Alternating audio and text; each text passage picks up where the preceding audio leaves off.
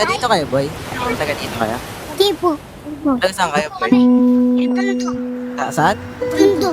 Taga Tondo. Kamusta naman buhay doon? Okay lang. Okay lang. Okay lang po. Anong paborito mong pagkain? Jollibee, Inasal, Jollibee. Jollibee? Jollibee. Gaano kadalas ka nakakakain sa Jollibee? Sa ano? Tingin mo? Isang beses lang. Isang beses kada isang buwan? Isang beses lang. Oo. Pag ano, birthday. Pag birthday. Ano paborito mong pagkain doon? Chicken? Tsaka rice. Akin chicken at tsaka ano, Coke Blue. Kahirapan ang isa sa mga pangunahing suliraning matagal nang kinakaharap ng ating bansa. Isang tanikalang humahadlang sa pag-unlad ng marami sa ating mga kababayan na araw-araw nakikipagsapalaran upang matugunan ang mga pangangailangan at mairaos ang mga kumakalam na sikmura. Ano pangarap mo? Paglaki? Talo ko. Sundalo? Ikaw? Army lang din ako. Asa? Army din? Ako, sandalo. Tak pinakapag pa nga namin ni Jan Jan. Tingnan mo, tumakbo ka na hanggat may 5 oras ka pa. Idol niya si Tanggol. Opo. Ah, Dito dumalun yun eh. Hindi ito kwento ng katapangan, kundi ng araw-araw na pakikibaka para lang mabuhay sa gitna ng kakulangan. Ayon sa datos na inilabas ng SWS noong Pebrero, mahigit 52% ng pamilyang Pilipino ang nagsabi sila ay mahirap at food security ang isa sa pinakaseryosong problemang kakabit nito. Sa paglalakad namin sa kahabaan ng kalsada ng Kapulong, narating namin ang isang lugar sa Tondo. Dito, nakilala namin ang mag-asawang si Nati Baby at Kuya Toto na pagtitinda ng pagpag ang kinabubuhay.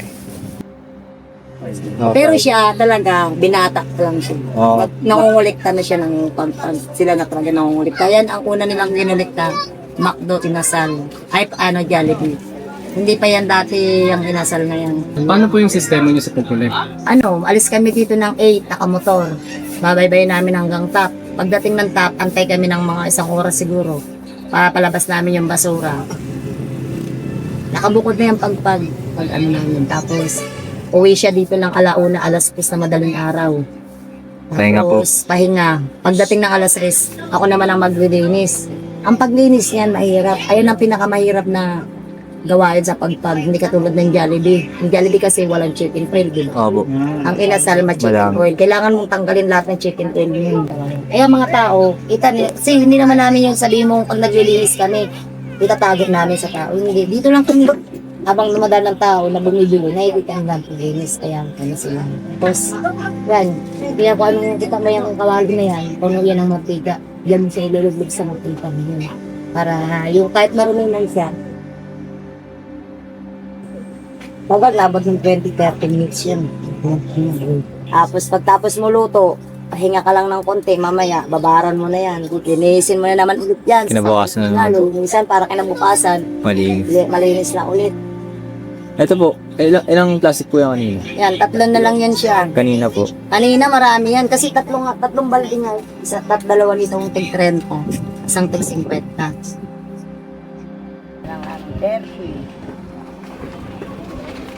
meron dito na ano. Salamat ho.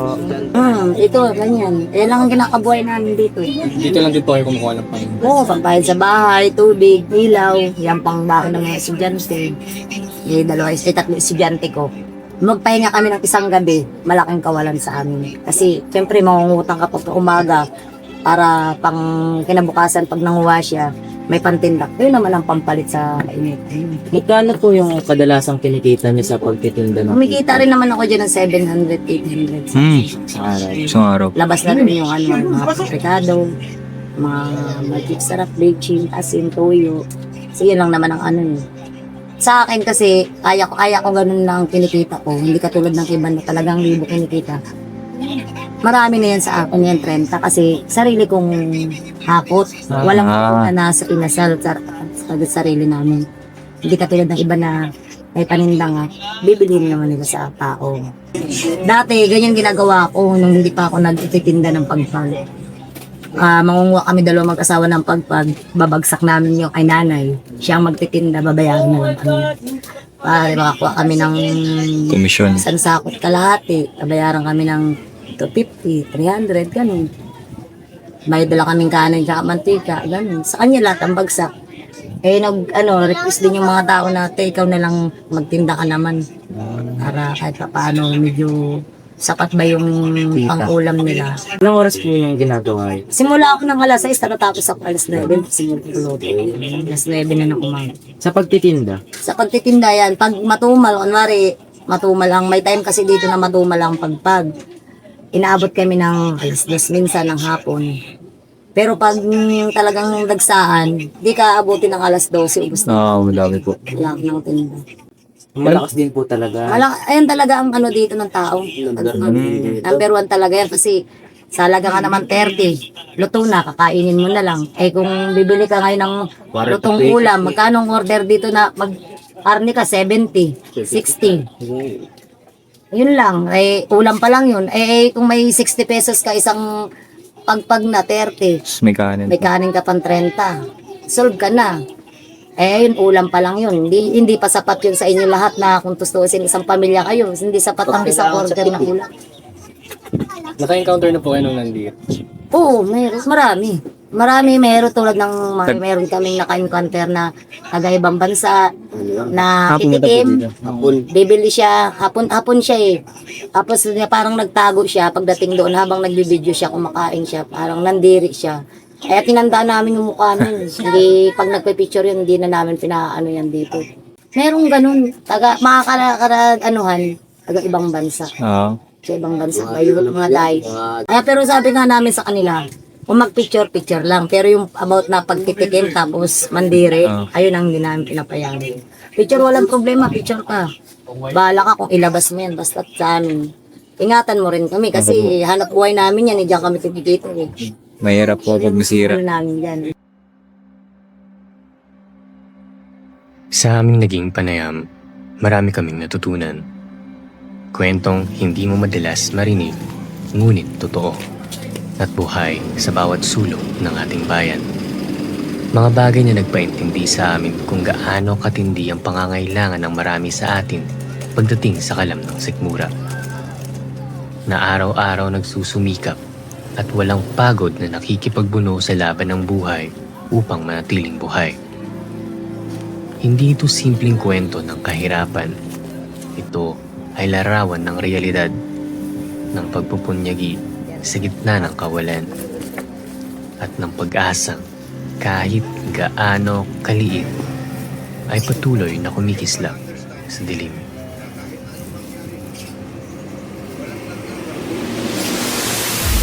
Anong naramdaman mo habang kinakain mo yung pagpag? Habang kinakain sa sulpag, Ano mga pumapasok sa isip mo? Ganun. Yung hirap ng buhay. Kasi, itong pagpag, dito sila kumuha ng pang araw-araw nila eh.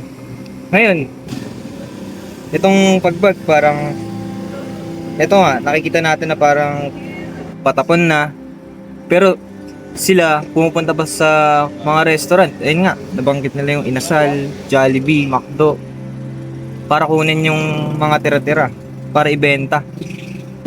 Ngayon naman yung mga bumibili sa kanila, di mo rin sila masisisi kung yun lang yung kaya nilang bilhin eh. Yung pagpag nasa 30 lang, makakain ka na. Kaya, ayun.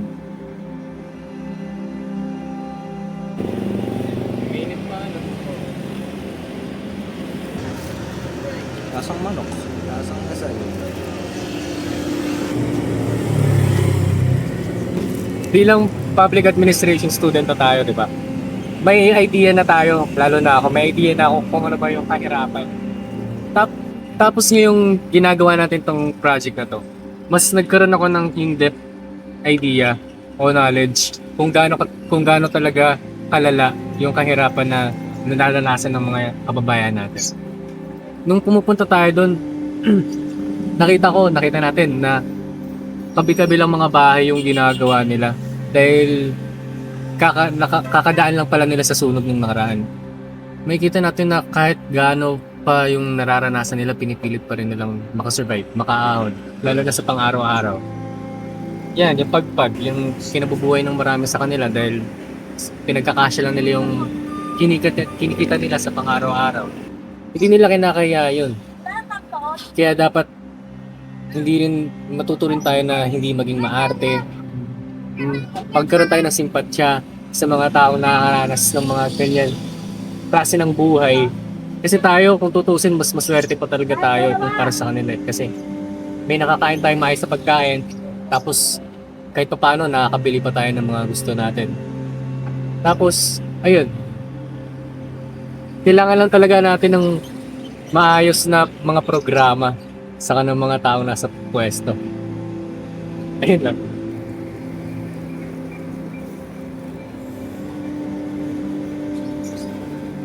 Ngayon nakatikim na tayo ng pagpag. Anong na-realize mo? Alam mo, sa journey natin na to, David,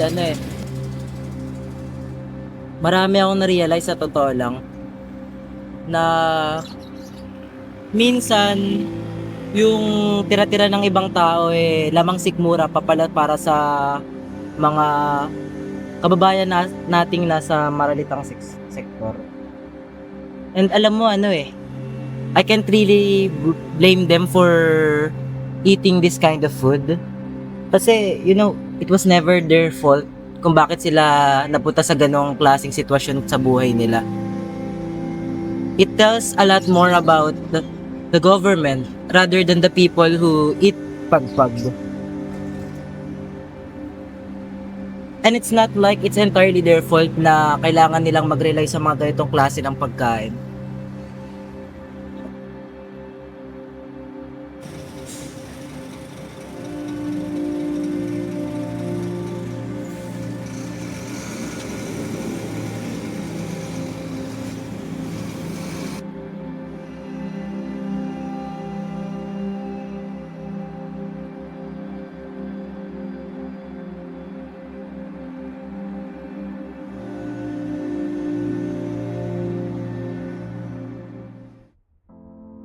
Patuloy kami nag-ikot sa Maynila, kabisera ng ating bansa.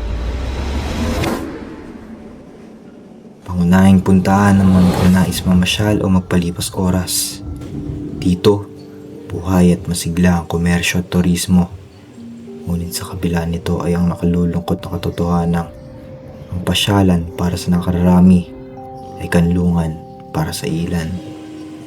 Nagsisilbing lilim sa nakapapasong init ng araw, pananggalang sa ulan.